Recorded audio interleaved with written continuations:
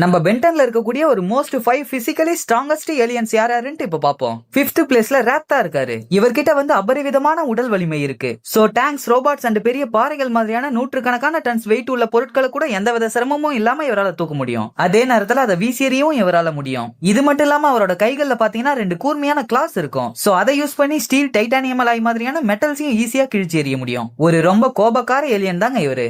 Next 4th பிளேஸ்ல forearms தான் இருக்காரு. இவரால அவரை விட அளவுல பல மடங்கு பெருசா இருக்கிற பொருட்களை கூட ஈஸியா தூக்க முடியும். அதாவது 100ல இருந்து 700 டன்ஸ்க்கு மேல வெயிட்டா இருக்கிற பொருட்களை கூட இவரால தூக்கவும் அதை வீசியவும் முடியும். இது மட்டும் இல்லாம தன்னோட 4 கைகளையும் யூஸ் பண்ணி தட்டத்து மூலமா ஒரு வலுவான ஷாக் வேவ்ஸா இவரால கிரியேட் பண்ண முடியும். அடுத்து 3வதா யார் இருக்கானா ஹியூமங்கஸார். அதாவது பென்னுக்கு வந்து கிளாசிக்ல எப்படி ஃபோராம்ஸோ அதே மாதிரி ஏலியன் ஃபோர்ஸ்லயும் சரி, அல்டிமேட் ஏலியன்லயும் சரி, ஹியூமங்கஸார் தான் பென்னோட ஒரு பிரைமரி ஏலியன். அது மட்டும் இல்லாம ஹியூமங்கஸாரால தன்னோட சைஸை மேனிபுலேட் பண்ண முடியும். அதாவது 60 அடி வரைக்கும் இவரால வளரவும் முடியும். இதன் மூலமா அவரோட ஸ்ட்ரென்த்தும் இன்க்ரீஸ் ஆகும். சோ ஹியூமங்கஸார் வந்து ஃபுல் சைஸ்ல இருக்கிற டெட்ரமன்ஸ், அதாவது ஃபோராம்ஸை விட பிசிக்கலி ஸ்ட்ராங்கான ஒரு ஏலியன். நெக்ஸ்ட் 2வதா இருக்கிறது அட்டாமிக்ஸ். இது பெரும்பாலும் ஏலியன் எக்ஸை விட ஜஸ்ட் பிலோ ரேங்க்ல இதோட ஸ்ட்ரென்த் இருக்குன்னு சொல்லப்படுது. So ultimate Humungousaur and ultimate spider monkey மாதிரியான சக்தி வாய்ந்த ஆப்போனன்ட்ஸை கூட அட்டாமிக்ஸால நாக் அவுட் பண்ண முடியும். இது மட்டும் இல்லாம சம் சோர்சஸ்ல பாத்தீங்கன்னா பென்னோட செகண்ட் மோஸ்ட் பவர்ஃபுல் ஏலியன்னா அது இதுதான் சொல்றாங்க. சோ இதுவும் பிசிக்கலி ஸ்ட்ராங்கான ஒரு ஏலியன் தாங்க.